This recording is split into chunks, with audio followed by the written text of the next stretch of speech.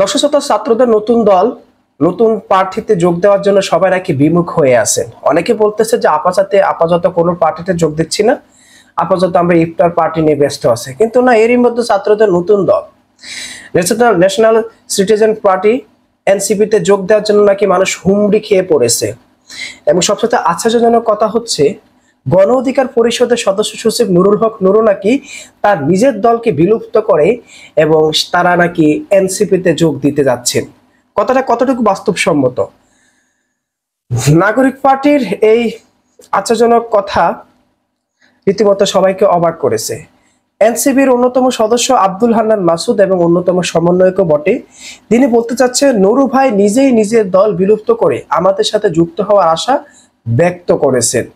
নুরু ভাই নিজেই নিজের দলের বিলুপ্ত করে আমাদের সাথে যুক্ত হওয়ার আশা ব্যক্ত করেছেন। আব্দুল হান্নান মাসুদের এই বক্তব্য রীতিমতো এখন সোশ্যাল মিডিয়া ভাইরাল, যেখানে কিনা গণ অধিকার পরিষদ কোটা আন্দোলন করতে গিয়ে তারা আপনার মুখ পরিচিত পায় এবং পরবর্তীতে তারা দল খুলে বসেন গণ অধিকার পরিষদ নামে।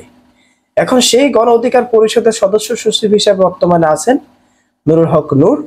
তার খুবই জনপ্রিয়তা, তার কারণে এই দলটি খুব দ্রুত জনপ্রিয়তা পেয়ে যায়। এখন নাকি এই জনপ্রিয় দলকে বিলুপ্ত করে ছাত্রদের নতুন দল এনসিপিতে যোগ দিতে যাচ্ছেন। এই জাতীয়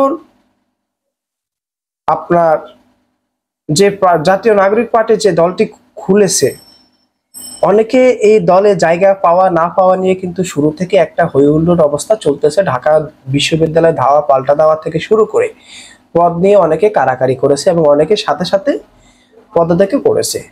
এটার বাস্তবসম্মতটু এবং এটার বাস্তবতা এবং এটা ভবিষ্যৎটা কি এখনো কিন্তু কেউ জানে না। এবং কি অন্যতম সমন্বয়ক নাহিদ ইসলাম তার মন্ত্রিত্ব ছেড়ে তিনি এই দলের দায়িত্ব নিয়েছেন। এখন শুধু দেখা যাক এই দল কি করতে পারে। নতুন দলকে নিয়ে মানুষ নতুন কিছু স্বপ্ন আশা দেখতেছে, কারণ অনেক দলের উপর তো মানুষ আস্থা রেখেছে, এখন নতুন দলের উপর মানুষ আস্থা রাখতেছে অনেকে। তো আমরা চাই ভালো কিছুই হোক, আর যদি আসতে যায় সেটা স্বাগত জানাচ্ছেন আপনার এনসিপির কর্মীরা।